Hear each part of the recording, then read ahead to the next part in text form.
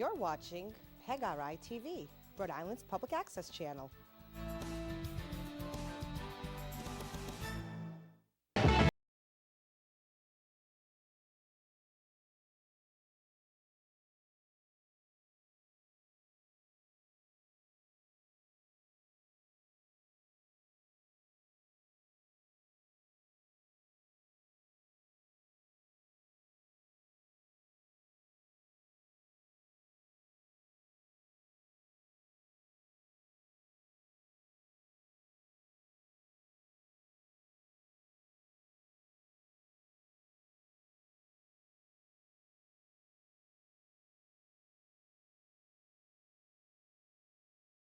And welcome to Good Sports Classics. Tonight, we take a deep dive into the 1960, 1961, and 1962 St. Raphael Academy football campaigns, where the Saints outscored their opponents 491 to 132, with 15 shutouts in 25 games, captured the 1961 Class B Suburban Crown in an undefeated season, and best of all, was victorious over Toman in two of the three Turkey Day tilts.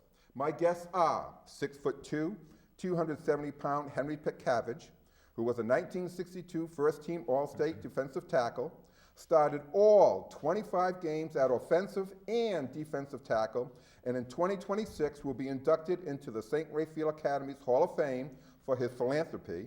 My other guest is 6'2", 182-pound tight end and corner linebacker Mike Costigan, who played in all 25 games and was a 1962 honorable mention All-Valley selection. Welcome to Good Sports Classics, Henry and Mike. How you doing, Bill? I am well. Pleasure to be here, Bill. Yes, Absolutely. yes, yeah. We've got a fun show, lots of photographs, and a wonderful video during the 1962. So let's say neither of you played organized football prior to attending Saints. So tell us about your first day of double sessions in August at the old high school field on Armistice Boulevard. Henry, why don't you start? What was that like? Well, I'll tell you, actually, I never played any football at all, right? I went to school in Central Falls Grammar School. It was a Polish school taught by nuns. And then all of a sudden, I was asked to go to St. Ray's. So I took the test, went in. Now, our coach, which Mr. McChrystal, he couldn't call him Vin, right, because he wanted respect. He was a very, very tough, organized man, right? He believed this, and this, right? And that was what he was like. You couldn't talk back to him. You couldn't do a gall-down thing. You just had it was my way or the highway. Was that surprising to you? Not really, because you know something? My parents kind of taught me the same thing. So, you know, it was a continuation. Yeah, so he looked at you, 6'2", probably 220, 225 at that point in time, and said, you're a lineman, right? Yeah, and honestly, right, he gave me my nickname. My nickname right through high school was Cat, right? Because there was a player that played for the Giants. His name was Jim Petcavage, spelt the same way, but C-A-T or K-A-T-V-A-G-E. So. Instead of the pet. Yeah. All right. How about you, Mike? What was your first experience with double sessions in August? A little bit of a different story. I was a person who liked to be prepared, and I figured I needed to have a good breakfast. Okay. Because I've seen these things in action, and I know they're physical, and you got to have something going for you in a gas tank. So I had one of the biggest breakfasts I ever ate in my life. Oh boy. Okay. From what I can remember. Yeah. And I lasted, we had the calisthenics first. I got to the calisthenics okay, and that's the first time I heard desire, desire, desire, work, work, work. And got through that pretty good. And but by just before we quit for lunch, I threw up lunch. At practice? Yeah, just before we broke for the first session. Yes. And went back to the school, and then I got talking to a couple of the guys, and they said, okay, you look like you need like something to drink. So I forget the name of the store now, drugstore? down at the corner of Yeah. Walcott. Yeah, I can't remember it, Michael, well. I went straight down there and I bought like a quart of, I think it was lemonade. All right. And that's what I had for lunch. And then after that, for the whole rest of the time, I played football at St. Ray's on Saturdays, or, especially on Saturdays. It was very late. You learned your lesson. So I learned my the lesson. Bottom line. Yes. You know, I found out, especially after about a week of, this summer calisthenics, by the time you got through with the 2-day session, you couldn't walk. Every bone in your body hurt, right? I don't know about you, Mike, didn't Oh, it, yeah, right? yeah. Oh, yeah, So absolutely. when you went to sleep, man, you didn't get that much sleep, right? Next day, you say, am I gonna be able to do this again? And once we started calisthenics, it seemed like all the pain went away and The you moved on. adrenaline came on Yeah, at that point yep, in time. came on. Now, Henry and Mike, Vin McChrystal was the head coach for your sophomore and junior campaigns, where he led the teams to a 15-2 record in the 1961 Class B Suburban Crown. What type of coach was he? Mike, why don't you start? Miss McChrystal was he was a coach, in my opinion, at that point in time, who was born to be a high school football coach. I agree. Why? This guy could motivate teenagers. He could get you into the right frame of mind. He could definitely get you ready for the game no matter who it was against. And, if we lost, there's a couple of games there where... You didn't lose too many times in your No, first 2 we years. didn't lose too many times, but it was on us. It wasn't on him, believe me when I tell you. Okay. And so that's the kind of guy he was. I've been coached by a lot of guys in college and stuff, and never had anybody like him. He was a rock. Oh, and your first coach ever, really, and as far as football is concerned, right? Yeah. You know? And how about you, Henry? Well, you know something? I remember him being a real tough nut, right? We had a scrimmage against Central, right? And I'm down in the pits there, and one of the opponents, he kind of bit me. How the heck he did that? He bit me, right? Okay. So I turn around, next play, I did the same thing to him. I said, there's no love between us, right? And I used a word of vulgarity, okay? Nothing happened. We get back to the school. Downstairs was his little office where he used to, where the coach's office, right? I'm walking by, he comes up to me, he goes like this, please come here. I said, okay. I walked over, he put me up against the wall. Now, he's only about, what was he, maybe 5'7", 5'8"? It's maybe a little bit taller, but right now, Yeah, yeah. Okay. Yep. He put me up against the wall and he says, if you ever say that again, he says, I'm gonna punch you right in the mouth. Yes, He sir. would have too. He would have. That's there's the way he was. Consequence to your actions, right? Absolutely, That's so what we all that was learned the at first Saints. lesson. I still tried to do whatever I could to protect myself, right? Sure. But I just didn't use any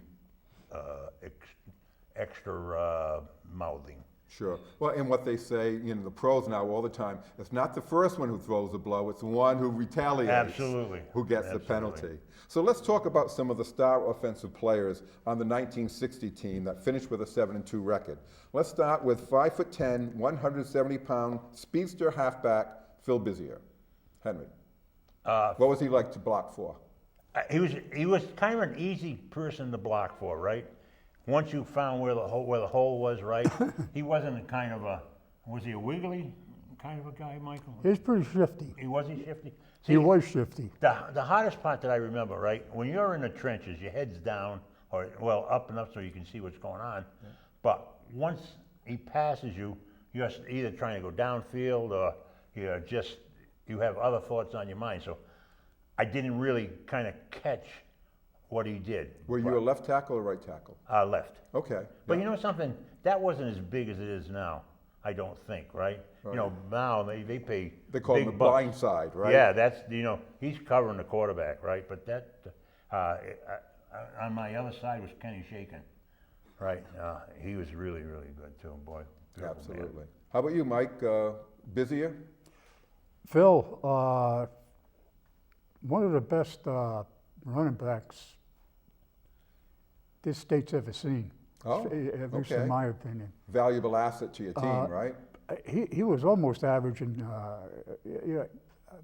I guess, well, I don't know about the first couple of years, but he was up there all the time. Yeah, over he had a 100 lot of game. yards and few carries in at least a couple of the games there. Unbelievable. He could catch the ball. He could run with the ball. He was football wise. He knew what he was doing when he was supposed to do it. He just knew the game. And, How about the Rodolphe twins? You had quarterback Ronnie and Lonely and Tommy. So what was it like to go over and protect the quarterback Ronnie Rodolphe? What type of player was he, Hank? I think he was a pocket, right? Every once in a while, if he saw the field of vision really, right? And when he saw that, he'd move back a little bit, do whatever he had to do. But most of the time, he's a pocket quarterback.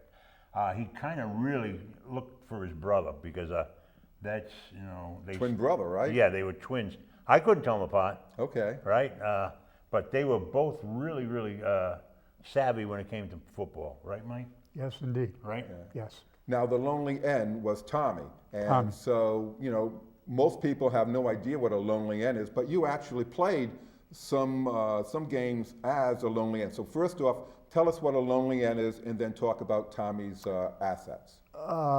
Supposedly originated off the Delaware wing tee.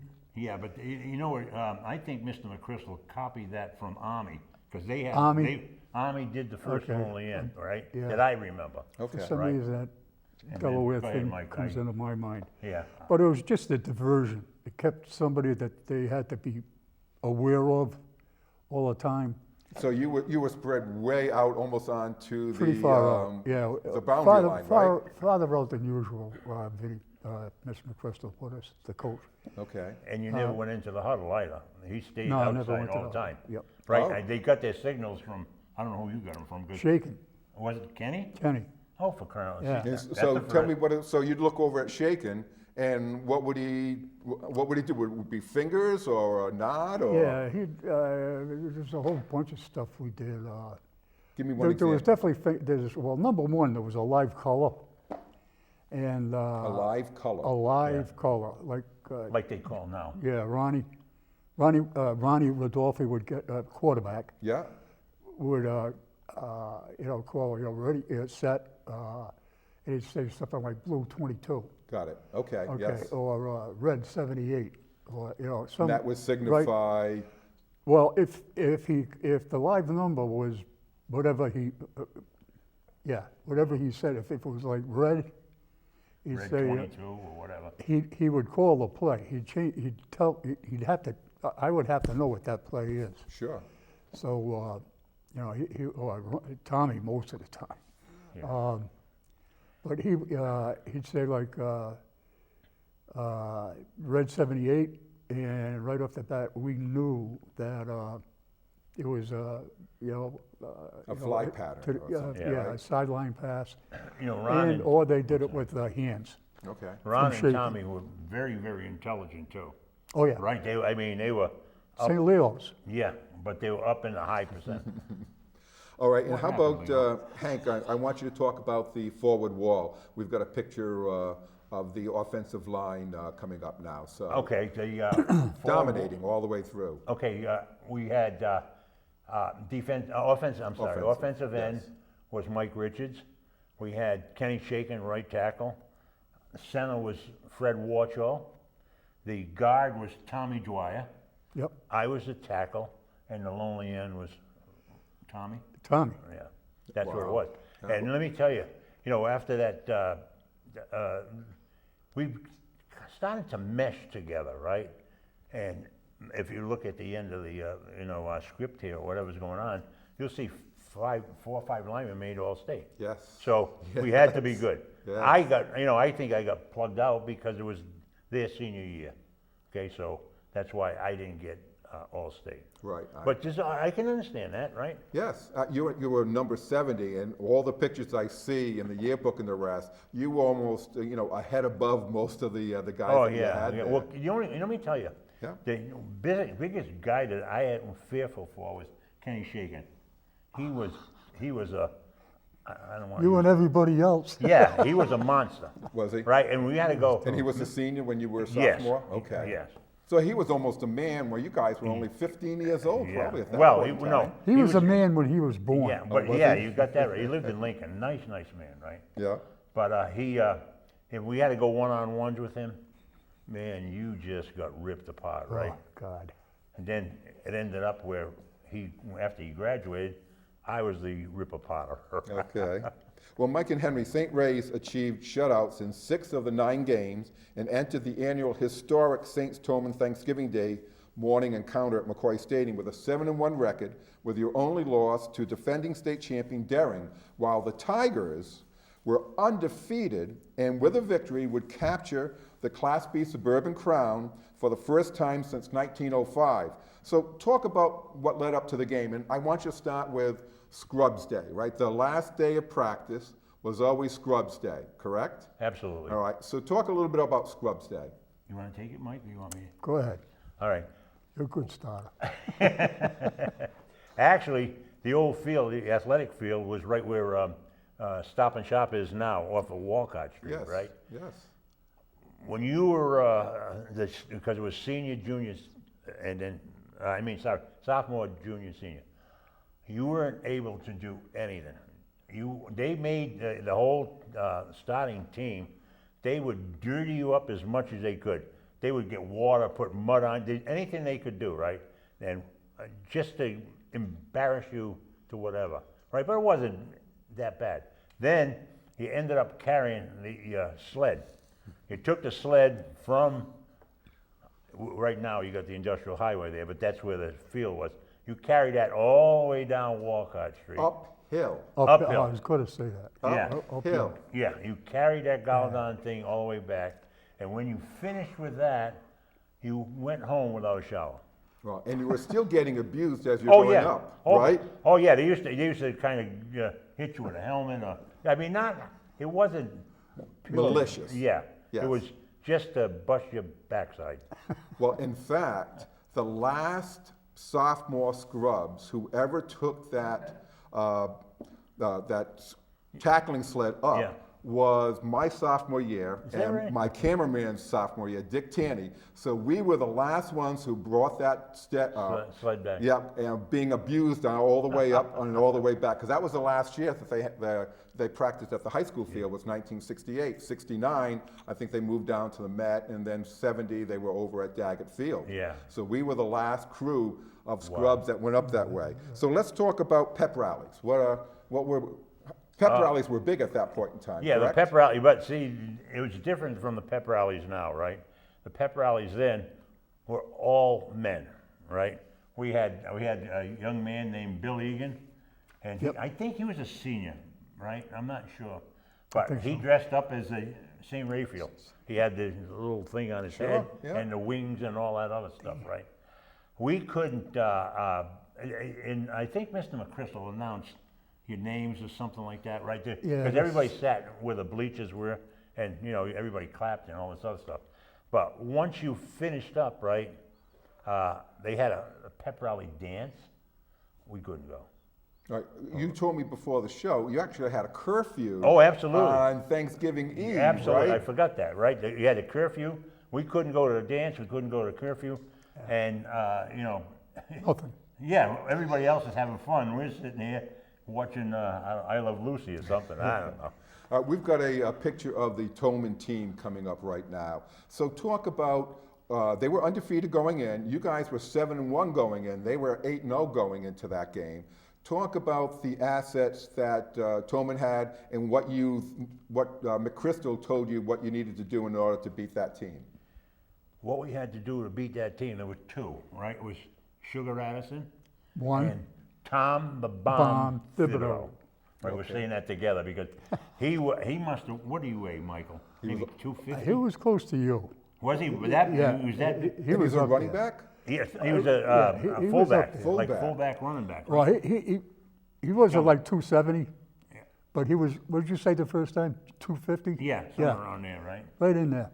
But he was a fullback, right? Wow. And once that train got moving, it took 4 or 5 guys to drop that train. And now with Sugar Addison, Yeah, I mean, he was just speed exemplified, correct? Absolutely. Yeah. Right. And now we've got the Saints team coming up at this point in time. So what did the Saints need to do to try to deny Tolman the Class B crown in an undefeated season? What was the game plan at that point in time? I think it was just a usual game plan, right? Which was Yeah. what? We knew what we had to do. Yeah, We because knew. After 6 games or 7 games, we were meshing as a team, but he used the lonely end. Did we score at all, Mike? Yeah. Just Yeah. once? Was it one score? I Because it think- was 20. What, you mean the game? Yeah. Yeah. Yes, you scored once. Yeah. So, I can't even remember who scored. I've got that. So. yeah. Yeah. See, but they were just. I hate to say it, they were better than we were. Okay. And maybe we got over. Confident? Maybe a little Okay. bit.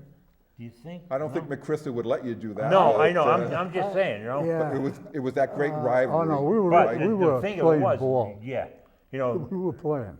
Thanksgiving, But, they that were was the game. Oh, absolutely. So Henry and Mike, the 1960 Turkey Day game had a record crowd of 9,000 with 7,863 paid fans at McCoy Stadium, which at that time had a seating capacity of 5,961. So there were another 3,000 people who weren't sitting. And the game was broadcast on radio channel WPAW. Tolman was victorious by a 19-7 margin, with Saints' only TD coming on a 41-yard pass from Ronnie Rodolphe to end Mike Richard. What are your remembrances of that game? You start, Mike. Okay, that was in 1960. Correct, your sophomore year. One thing I remember about that game is the opening kickoff, Okay. and Which way?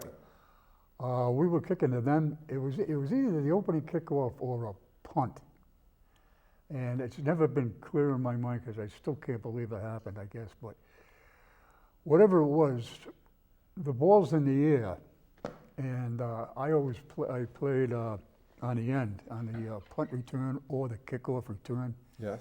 Right? I was on the end.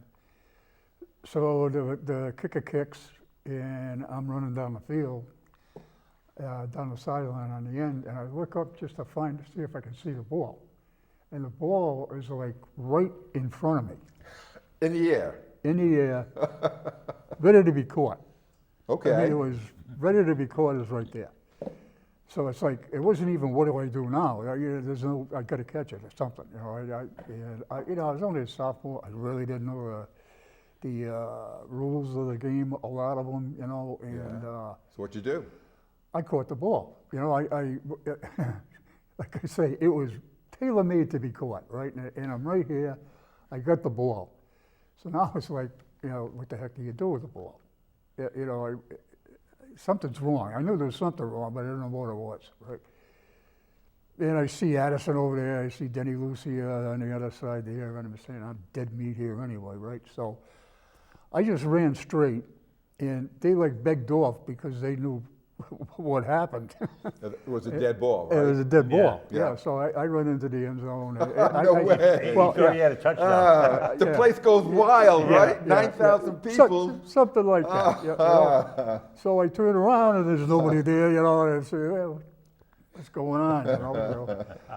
I guess. Nobody said give you any acolytes. No, nothing. I got zipped. Yeah. How about you, Henry?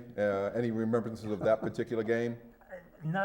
Honestly, not that many. No, just being in the Yeah. trenches Just- against yeah, people that you already know. right? The only thing that I don't remember, but I believe that that whole front line, that defensive line, they did the best they could, Oh, yeah. right? They really, really did, and it was unfortunate. We just Tolman lost. was a better team. They were better. Hey, what can you say? Undefeated team. Yep. So the starting backfield, and we have a picture of them, was Phil Bizier, Terry Mooney, Ernie Caron, and Ron Rodolphe. Good backfield for you, right? Absolutely, I Yes. thought it was. Ernie Caron, he was a pretty good. You remember Ernie? Yeah. He was a Yeah. halfback with Bizier, Yeah. and then Yeah. Mooney was the fullback. Yeah. Okay, because he was an Mooney all-state. Mooney was a. He was a. Defensive, I think he. secondary. He was like He was a quarterback, too. yeah, I believe he was. He was a second quarterback. Behind behind Ronnie Rodolphe? right? Okay. But he was, 6 foot, and he was wiry, wasn't he? Oh, yeah, Right. yeah. What I was going to say was there was one more guy, Chuck Connors, Oh, yeah. and that could have started anywhere. No, anywhere. Yeah, I excellent thought, I'm sure Yeah. he started for us every once in a while. Yeah, he was, he and was he was unfortunately on the lower end of the better players, if you want. But he wasn't a sophomore with you guys. No, so, he was, right? He was same senior? class as his senior class. Okay. Yeah. All right, so Mike and Henry, let's go on a game-by-game journey into your 1961 Class B undefeated championship season. Coach McChrystal had 7 starters coming back, 16 lettermen returning, with the Saints being regarded as the top team in Class B. What were your expectations, starting with you, Henry, of that team? Our team? Yeah. You know something? I knew that we were a powerhouse, but Mr. McChrystal kept us in check. Listen, game by game, none of this, I am the greatest, like Muhammad Ali or something like that. You played every game as that you thought you were gonna lose. Okay. That was it. And how about you, Mike? Pretty much the same thing. Excited about it, right? We knew we were good. We Yeah. definitely knew we were good. We had we had the manpower. We had the guys that. By this time, I knew the rules of the game, and we knew what was going on, and we were ready for it. Well, you No had matter what 23 happened. guys who were experienced, right? I mean, 16 lettermen and Yeah. 7 starters. Yeah, I yeah. mean, Yeah. you had a But lot of like experience Hank was there. saying, McChrystal wouldn't let you get away with anything. No. It just would No, not he- let you get away. It was So- a game by game. I would expect with the Rodolphis going over and being who they are, that you'd have captains practices and everything in July and August, so you'd be all set for double sessions, right? No, they didn't do that, I don't think. Did they? Would you have, we never had practice before the coach. So how would you find out when football practice was? I can tell you very much, it's right here, What's right? that? What is they that? Gave you, it's a postcard from St. Raphael Academy, and it says, report for football practice, August 25th, time, 7 p.m. That's There it it, is. right? That's it, right? There was no, it was not, now you have all these practices before. Sure. But not then. That's when it started, Yeah. right here. Yeah. All right, Did so you get one of these, Mike? Uh, Forgot to you save probably it. got that. I don't know. I threw it in the box Yeah. and saved it. Yeah. All right, so let's start with game 1, all right? So St. Raphael Academy blanks De La Salle 33-0 with little Jimmy Bizier, a 5'5", 130-pound speedster, rushing for 173 yards on just 8 carries, including TD romps of 81 and 22 yards. That's the younger brother of Phil Bizier, right? And Phil Absolutely. is still on that team this year too, right? Yeah. He still is. Jimmy was, I think, my personal feeling, I think Jimmy was faster than Phil, right? He was, when he got going, he was small though, so if somebody come close to him, he would be tackled, right? Yeah. But He got hurt a couple of times. a couple of times he got really banged up seriously because he probably weighed maybe. 130 pounds, it says. Oh, did it say Yeah, one? Oh, geez, yes. I was getting. I was You going to say could one. blow him over there, Yeah, I was Hank, going to. right? I was going to say 150. But Now, that's but what I was gonna say. you've got a great story about the night before the first game of the 1961 season. Yeah, that was the first game that I ever started in. Okay. And I was really pumped up, really pumped up, and ready to go. And that night, went to bed, and the next thing I know, the next thing I actually remember seeing in front of me was my father, and he was on the ground, he was on the floor, and I was on top of him, and I hope you were sleeping. Oh, what happened? what's going on, Dad? Yeah? And he says, I don't know, you tell me. He says, what's wrong? I says, nothing. He says, listen, I think you better get up and get back into bed and get some sleep. You got to get up early tomorrow for the game and get ready. And I go, okay. So he helps me get back into bed, and he tells me the next morning, I says, what was that all about last night? He says, well, he says, I heard something going on in your bedroom, you know, and my brother and I used to sleep in the same room. He just didn't know what it was. And he goes in, he opens the door, and I was actually, according to him, and I don't doubt him at all, I was in a 3-point stance. On your bed? On the bed. Okay. So I came off the bed. This is according to him. Off the bed, hit him, and knocked him just about all the way into my sister's room. And, Your father? My father. Jeepers, Yeah, jeepers. yeah. You got a good sack before the game even started there, Mike. Yeah, I got my first sack of the year. Yeah. Unfortunately, I didn't with thought about Dad. it that way, yeah, but I it was thought you were cool. going to say you fell off the bed, but I didn't remember you. Later on in that game, I got my bell wrong. I got hit, and I was like, where am I? Who am I? I thought I was in dreamland again, ready to tackle my father. Yeah. And I go to the bench, figuring that was the right thing to do, and all of a sudden I see Coach McChrystal looking up and down the line, and he finally spots me. He says, Costigan, what are you doing here? And I go, I don't know. He says, get out on the field. He says, we can't win a game with only 10 guys out there. Get out there. And I go right out there, and finish the game. And that was a great, of all the screw-ups that happened during that game, number one, we won the game. And number two, it was a pretty cool day for me. Yeah. I guess it was. I guess it was. All right, First game shot. 2. Are you kidding me? Yeah. St. Ray's edged Classical 9-7 in a hard-fought defensive battle. Quarterback Ronnie Rodolphe completed his first 8 aerials and finished with 9 of 11 for 83 yards. Mike, you've got a story about the only touchdown scored by Saints. Phil Busia's 3-yard TD. Yeah, the way I saw it,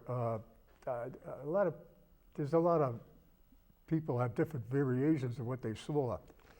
The way I saw it is, it was in the end, he got into the end zone and went up to get the ball, and it went straight up in the air, practically straight up in the air. What, it hit his hands, you mean? Yeah. Okay. And then he came down and landed flat on his back. And he was like flat on his back out like this. And in my mind, I'm thinking, maybe he's knocked out. Maybe, banged his head or something like that. He wasn't moving. And then the ball comes down and hits him right in the chest, Right between the numbers, Yeah. huh? right between the numbers, and closes his arms. Touchdown! Touchdown. There you Right? go. Hey. It was easy. Yeah, That's the way I saw it, yeah. In a defensive battle Oh, there, and you you know, were that in thing- the trenches there, Henry. Oh yeah, that was back and forth. I didn't They realize had a that they smart were. team. They played smart. Yeah, they did. They really did. Again, this one here could have been a little bit over. We thought that we were going to be better in classical, right? That's what I think, right? But Could be. I'm not saying it was or it is. I'm just figuring, right? Yeah. But it was a defensive battle all the way, Yeah, right? absolutely. And it ended up where we ended up putting them on. They got the ball near the end zone, right? And trying to get out, right? When they did, I think it was Ronnie Rodolphe that he tackled the quarterback, and that's how they got the 2 points. Oh, okay. Right? Yeah. I think With the safety, that makes sense. that's how, because it was what, 9-7. Yes. Yeah. That's how we won the Galdon game, Yeah. right? Because it was just it was hard nosed. Yeah, we got a picture of Ken Shaken coming up. He, along with you, along with Walchel, Dwyer, and Connors, were all the defensive standouts in that game. Yeah, that's what I said. Well, it was back and forth. But I didn't realize that they were going to be that tough. to be honest Closest with you. game of the entire season, Absolutely. really. That was Yeah. what you call a scary game, Yeah. right? In fact, Mr. McChrystal said that too, right? Even though we won, he wasn't too happy. No. Well, game 3 comes over. You crush Woonsocket 32-6 with Phil Bizia still hobbled by a sprained ankle, gaining 194 yards on 21 carries with a hard-hitting O-line opening up holes for 301 total rushing yards. So you guys were a running team, I would think, at that point in time, right? Yeah, evidently, right. What you're telling me, I said, holy mackerel, I didn't think we were that good. But Bizier with a hobbled ankle still runs for almost 200 yards, Mike? Desire Was it? Yeah. and work. It always went back to that. We went through that thing every single practice we had. So desire and work, is that something that Coach We McChrystal started would... off every calisthenic workout. Yeah, it was, The captains would be out there, Yep. and they'd say, okay, jumping jacks. And Yeah. as soon as we did the jumping jacks, it was desire. Oh, you used to start off Work. desire. over and over, Oh, yeah. all the way Yeah. to Oh, the yeah. calisthenics. Yeah. Yeah. Oh, Yeah, okay. for like 5 or 10 minutes. Yeah. Maybe even, I don't know if it was, Could have been a little bit more. Hey, time was priceless then, because you didn't it know. was a big part of the opening practices. Yeah. All right, so game 4, a fired-up St. Raphael 11, seeking revenge for a 41-13 thrashing, whitewash daring 20-0, with quarterback Ronnie Rodolphe rifling scoring strikes of 73 yards to Mike Richard, and 17 yards to twin brother Tommy, with a chill McCoy Stadium crowd, as the Times said, of 2,300 looking on. Wow. Well, So what was different? So last year, they Well, they were- I obliterated think- you. yeah, And but Deering I- was West Warwick, right? Yeah, that's Okay. what it was. It was under, the coach's name was Monk Mesnick. Mesnick. Right, yeah. that was Oh, him, right? legendary coach. Oh, yeah, Yeah. he was. He Their really, quarterback was his kid. Yes, he was. Oh, was it? Yes, Oh, he was. okay. Now that you're saying. So the now that you genes say were it, I there, can't- I right? didn't remember that, but he was. But you shut him out. Yeah. Well, did he play? Did he play that second game? The one. Yeah. The one we're talking about now. Yeah. I think my personal opinion, that was our revenge game. Oh, absolutely. Right. Yes. We're gonna take you down, and it wasn't as much as we thought, but a win is a win. You shut him out. Yeah. Right? A win And, is a and that win. was a common theme in your first 2 years, was 15 out of the 25 games that you played, you shut out the other team. Yeah. I didn't even realize you were that good. Yeah, you guys were very Right. good, I absolutely. never did either. Right. You know what I'm Until I saying? got How talking to they him. were Yeah. talking. I never. And Tommy just never Rodolphe saw throwing touchdowns like that was common knowledge. Yep. He could do anything, but he was a pocket passer, right? Yeah. Okay. Most of the time he was in the pocket. Yeah. Right. He would move a couple of times. He did. If he had to, he would move. All right. Right. Yeah, he could move, so. Yeah. Yeah. could, Absolutely. yeah. A couple of times he ran too. I think. Right, Michael. Yeah, Right. Yeah. You know, Oh, I yeah. mean, he wasn't just a sit right there kind of guy. Okay. All right. So game 5, Saints demolished Mount St. Charles 41-0, with the Bizier brothers, Phil and Jimmy, combining for 4 touchdowns and 218 yards on only 6 carries. So they must have been running 50, 60 yards every time they touched the ball. Easy game? I think if I can recall, I might be wrong on it. Right. I think Jimmy had 2 touchdowns. Probably. I think they Right. both had to. Yeah. Right. Because Phil was still a little bit. I think he was hobbled for a while. Yeah. Right. I mean, Yeah, I because he couldn't was say that. actually he was the number 1, but he was taking a beating, physically. Yeah. So his brother Jim, he kind of came into everything. I don't think if I can, and I'm looking. This is because I looked it up. I believe that they only got 29 offensive yards. Wow. Oh. I think. That's it, Right. huh? Because I kind of took a peek and looked it up. Sure. Right. So game number 6, St. Ray's chalks up its second consecutive shutout, routing Bishop Hendricken 20-0 behind the player Phil Bizier, who galloped for 146 yards and 18 carries and 2 DDs. And then rugged linebacker Tom Dwyer recovered 2 fumbles, intercepted 2 passes, and was in on most of the tackles. Just a great linebacker. Oh, Tom was, he was, what's the word? He was vicious, he was scary, and he loved to hit, right? Yeah. He just, How big? Not that big. He was like maybe 5'10". yeah, somewhere around there, Maybe 5'10", 5'11". In 5'10", fact, maybe. unfortunately, he used to live near me in East Providence, right? He just passed away about a year ago. Oh. Right. But I mean, he was just he was born for center linebacker. He really was. And then One of the best. also he was a guard, right? He was on my side. He was a guard, but that was I think that was his best game. Oh, I would think Right. so. So Game 7, St. Raphael Academy embarrassed Pawtucket West in their annual matchup 50-0 before a homecoming crowd of 3,000 at McCoy Stadium. And Mike, quickly, you got your very first TD on a 7-yard pass from sophomore quarterback Ray Rainville. Ray. Yeah, talk about that touchdown for the first time. Yeah. Yeah, I wish I remembered it, but And this thing's a 50-point game is a 50-point game is pretty hard to do. Absolutely. Right? Mike, you know You what? have to score Yeah. at least every time you get your hands on Right, the ball. yeah. Well, It's- what it's happens, crazy. because again, I look up things, right? Sure.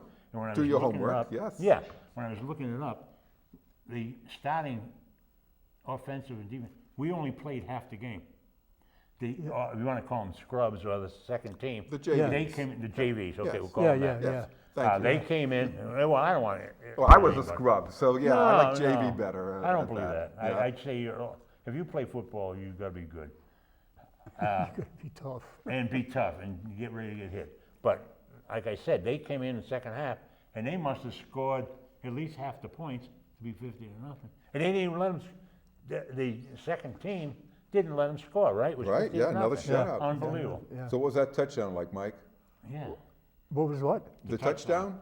Yeah. From Ray Rainville, so he was the second quarterback, yeah. right? I kind of remember scoring it. The only thing I really remember from that game was Danny McKinnon, who was I went to St. Leo's with him. We went all through school together, and he ended up at West, and I was on this kickoff team, and we kicked off to them. First play of the game, we kicked to them.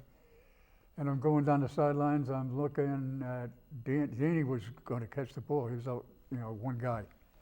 And I'm looking at him, and I'm, starting to come in on him now, and Sure. I'm looking, and I'm looking. He's not calling safe ball, safe catch, nothing, zero. And I got to the point where I had to hit him. It was just, I couldn't not hit him. Right. So. You had to catch the ball first, Yeah. though, Yeah. before you hit him. Yeah, right? Yeah. it's when Did you ring his bell? he was out of the game. Was he? Danny became a lawyer, Yeah.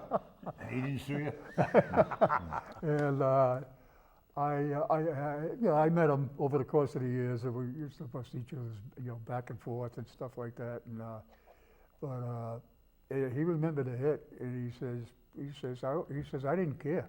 He says, I Part of the wasn't game, calling right? a fair catch. I'm catching the ball and scoring a touchdown, man. Yeah, it's Now, easy. Henry and Mike, all that's left is for an undefeated campaign for St. Raphael Academy. It's a Thanksgiving Day game versus rival Tolman, who last year became the first Tiger 11 to go unbeaten since 1905. But before we get into the game, just real quick on this one, Mike, 'cause we're running out of time. You have a very peculiar story about star running back Phil Bizier's trip to Florida prior to the Turkey Day game. Yeah, well, Phil was, he just, he was a low-key guy,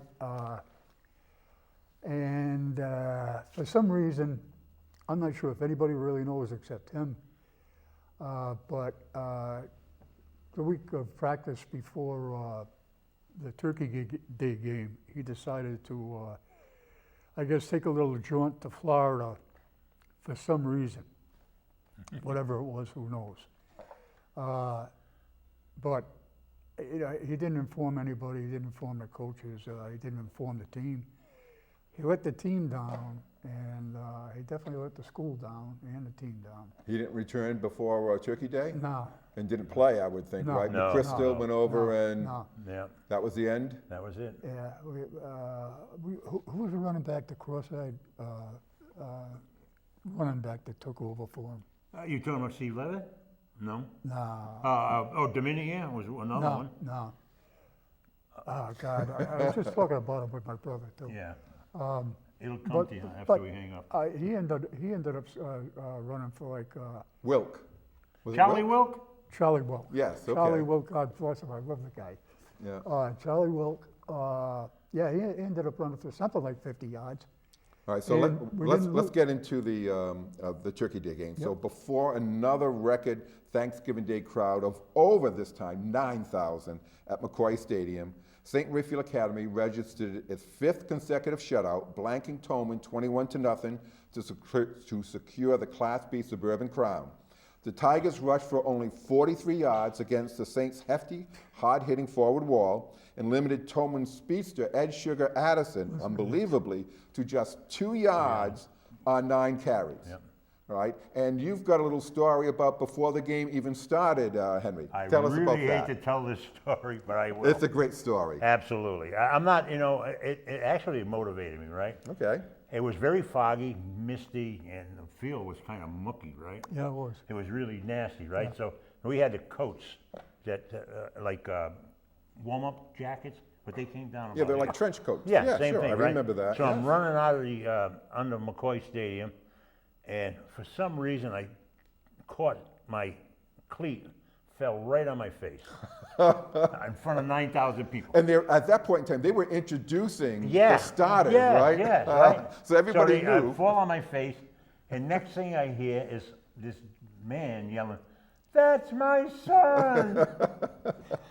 If I could have found some mud and put my head in there, I would. But what I did do, right? Yeah.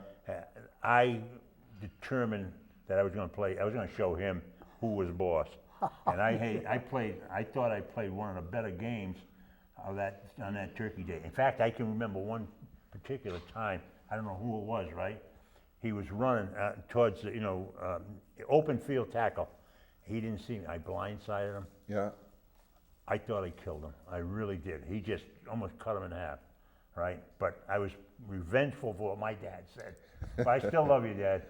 Yeah. Well, because Tolman was a good team. They came in with a 5-2 record and wanted to go over and end your Class B crown and everything else. So what was it like to play before 9,000 screaming fans? I wouldn't be surprised if my dad was always taking me off to the Turkey Day game, as most of the neighborhood was also. Yeah. What was it like hearing that type of din? How loud that must have been at McCoy Stadium? Mike? Yeah? You know something? You don't hear the crowd. You don't hear the crowd. Really? You really don't. Because you're in tune with what's going on. Especially, that's a special game. And that was our last game, right? Yeah, playing it's the rivalry game. Yeah, right? But that was also our last football game. We didn't have. Oh no, I'm sorry. We had another year. I got confused. Right. This was your junior year. Yeah, my junior year. Yeah. I thought it was a senior year. Right. So the crowd didn't know who they were. The only one that I knew was my father yelling at me. That was it. You could hear right? that voice. I heard him. The rest, I didn't hear anybody else. But the team played in unison. They played a good game. They won. They also wanted. I don't want to use the word revenge. They wanted to. It was win. Another revenge because you lost 2 games in your sophomore year to Deering and Tolman. Yeah. You beat Tolman. You beat Deering first. There's a revenge game, and this one, of course, you wanted to go over and have an undefeated season. Again, the Thanksgiving game is the most important game. Absolutely. It's almost like Army-Navy. Yes, it is. Absolutely, is our Michigan, Ohio State, whatever else. And the 2 schools departed from that. I couldn't understand But that. they're back again this year. Yeah, but I'm talking about the Turkey Day. Yes, they are back again. Tolman and Shea have now, Thanksgiving Day Eve, night. Yeah, okay. Yeah. So they've consolidated Shea and Tolman into Pawtucket. Yeah. And they are now going to be playing St. Ray's at Max Reed Field Oh, on I Turkey kind Day. of knew that, but I didn't know they were consolidated. Yes, yeah. So you had a total of 364 total offensive yards. Coach McChrystal, you guys carried him off the field because you won the crown, the rest, stated, "It's the finest line I ever coached and the best I had ever seen." Right? I mean, the forward wall, both defensive and offensive ones. Yeah. Well, I don't know. Were there any rumors about him leaving, Michael? Did you know? I never heard a rumor. It was just like all of a sudden it was out there. Yeah, and we'll talk about that in the Coaches 1962. go, So Henry and Mike, St. Raphael Academy coordinated a testimonial banquet at the Saints gym for the Class B champs, the Suburban Class B champs, who were presented with their championship jackets, which I have your jacket right here, Michael. And the New York Giants defensive end, Andy Robustelli, was the keynote speaker. So let's show off this bad boy. Man, it looks brand new already, right here. Can we get a shot of that? We good? All right. So read it. I've just got the back of it. What's it say? It says St. Raphael Academy, City Champs 1961, Rhode Island Suburban. And on the other side, it's got his name. Yeah, and you got the leather sleeves. Yep. Really, really nice jacket there. And you've got yours also at home, Yeah, but mine's not in at home. this type of condition, right? Yeah. And so Andy Robustelli was there at that point in time. And did we get that, Diane? Yep. We're also going to put it back. Okay. So Andy Robustelli was the keynote speaker. And Mike, you had the privilege of going over and putting a corsage on his drop-dead gorgeous wife. So tell us about that story. I don't know where to begin. Well, begin at the beginning. So you had a corsage. Well, We're good. my good buddy, Brother Peter, anytime that guy wanted something done, Bobo? yeah, That was his nickname. he nailed me. He said, Mike, we got to, you got to put a corsage on Mrs. Robustelli. Okay, no problem. Okay, no problem, we brother, can do right? that, right? You had no idea what she looked like. No Yeah. idea at all, right? So what did she look like? So she was beautiful. She was, she was like about maybe 5'6", 5'7", dark hair. It was January. I know for sure it was cold, very cold. And the Robustellis came in. They came down what used to be the stairs that came out of the director's office down Yeah. into Yeah. the gym. Okay. And We all know that. Because it was done, the whole banquet was in the in the gym. gym. Yeah, the old Saints Yeah. gym, yes. So she's Yep. got a coat on, and I guess Brother Peter came over with the corsage, and he says, "Okay, here's your corsage. You put it on Mrs. Robustelli here." So I go, "Okay." So now she takes off her coat, and she doesn't have. There's nothing else. You know, she doesn't have Strapless, anything right? else, straps over her shoulders. Yeah. So I'm saying to myself, excuse me, what do I do with this corsage? You know, where Where do I pin where it? do I put it? Where And do where I are your put it? eyes, And right? I'm Your looking eyes have at- to, I'm they usually say, looking you know, all up here, over. right here. I'm but- looking all over at this point. You know, they're laughing at me. You know, it's crazy. And so I'm looking, and I'm feeling my way out, and out, and finally she says, "Let me help you with that," and I go, "Thank you, Lord."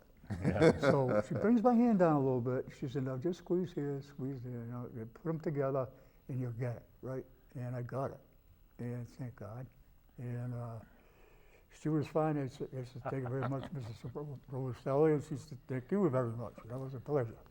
And that was it. that's a great story. And now, so you had 5 first-team All-Staters. Absolutely. It did not include Phil Bizier because the legend says, for the most part, that Coach Because McChrystal, because of what he did At for the Florida. Thanksgiving Day, he went over and got him out. Yeah. So we've got a picture of the 5 first-team All-Staters. You had tackle Ken Shaken, center Fred Warchel, tight end Mike Richard, lonely end Tom Rodolfi, and his twin brother quarterback Ron Rodolfi. Yep. So you did have 4 guys on the offensive line, Yeah. along with Rodolfi, and Yep. you were probably right next to him right there. Yeah. The next year you were the first team All-State. Yeah, well, you know, they had to do what they had to do. It's not a big deal, as Yeah. far as I'm concerned. So talk about each of those guys. Shaken. Henry. You know, last time we talked about him here a few minutes ago. He was just a very talented, hard-nosed player, and he wasn't going to let anybody get to either the quarterback or if they were coming on his hole or down it, he'll get them out. He was just a good man. Yeah. Right. Center Fred Warchel. Fred was good too, right? How big? Again, pardon me? How big? He was about the same size as Shaken, I would think, right? Mike? Yeah, They were both, about the same size. 185, 190, something. Didn't he get hurt though? He got hurt at Deering. Yeah. Yeah, Yeah. at the Deering game. Yeah, he got hurt. Okay. I know he got hurt, but he had then. Was Tommy Dwyer? He was. He. No, No. no. It was Mike Richard. Oh yeah, Mike. He was about your size, wasn't he, Mike Costigan? He was taller than Michael. He was He 6'2", was taller than 6'3". me. Yeah, Matter of yeah. fact, his claim to fame is he had no hips, right? You remember? And his pants were always kind of drooping when every time he's running. Yeah. They couldn't find a pair of pants for him, the Yeah. right thing. He was Yeah. always Stay drooping. up. Yeah, and Mike, so why was he a first-team All-State end? I mean, you know what it takes in order to be an end playing for Oh, yeah. St. Ray's. Yeah. What assets did Mike have? At that point in time, we He had were, height. we had the quarterback situation for us was outstanding. One name that we haven't brought up today was Bob Lund, who Yeah. played quarterback and back of Rodolphe. Ronnie Rodolphe, Oh, okay. Yeah. who could have started for just about any team in the league easily without even trying hard. Oh, really? Yeah. Yeah. Okay. So I I forgot think we about were, him. yeah, I think at that point in time we were more passive orientated. Whereas with, when we get up there with Bernie Pena, we became more run orientated because, we had good players, but they weren't seasoned. They were young guys. Right. He was and, rebuilding in and it was your a- senior Yeah, that's year. what happened. You lost we had all at those, least three Yeah, good that quarterbacks. whole team. Yeah, all the 5 4 or 5 All-Staters, guys, right? right? So now he's got to he's got to place different people into Yeah. different positions. Yeah, those guys there were, But he all of them were was good. all right. He did okay. Mike Dalton, Yeah, Jack and we'll Hume, talk about Ray that. Randall, Yeah. Yeah. So just, let's try to wrap up the 1961 championship season. Yep. All right, so undefeated, right? You got your jackets. What's your favorite memory just from that particular season there, Henry? You know something? The whole season was my memory. Was it? Right. I enjoyed playing with every one of those players. Like a band of brothers? Absolutely, they were all good. And some of them are gone. Kenny Shaken passed away. He had brain cancer, right? I don't know. I know the Rodolphis. They went to college someplace, but I can't remember where. They Buffalo? went to. Did they go to Buffalo? No, I don't think so. You don't Okay. think Kenny so? went to Buffalo, but he got hurt. Okay. Right? He got hurt, so he couldn't play. But it's the whole team. It was the whole season, right? It was one week after another week. They had a good coach, and you also had Dick Lynch was the assistant coach, Yes. right? He was yes. he took care of all of the backs. A former Saints boy. Yeah, absolutely. Yeah, and went off to Boston College, played Absolutely. there. So, Yes. but I mean, there's nothing I can say except it was the whole team. They were a band of brothers. How about you, Mike? Just about the same thing. I grew up, I got one thing in that second season of my career there was I got a lot more playing time than I had the first season. And, you feel a camaraderie, you feel a closeness, you feel everything start to click. You get used to everybody, you get used to their habits, but what you gotta do and how to do it, and it's a whole different And so ballgame. how cool was that, though? That, you didn't have to say a lot of things. Everyone knew their job and did Yeah. their job. And they knew it Do well. your job. Yeah, And the they old do. That's what, Belichick, right? yeah, the old Belichick, do your job. Vinny never said, I'm sorry, Mr. McChrystal. He never said that, right? But he emphasized one-on-one. He would come up to you and tell you what he thought you were capable of doing. All right. Oh, yeah. Well, Henry and Mike, we have run out of time, and we still have your senior year to go over in detail, which we have a great video of the Turkey Day game. Would you be willing to come back and discuss your 1962 season? Absolutely. Michael, No doubt. you available? Good. So, the 1962 campaign will air on Thursdays at 6 o'clock throughout the month of November on this very channel. So I am Bill Mulholland for Good Sports Classics. Good night.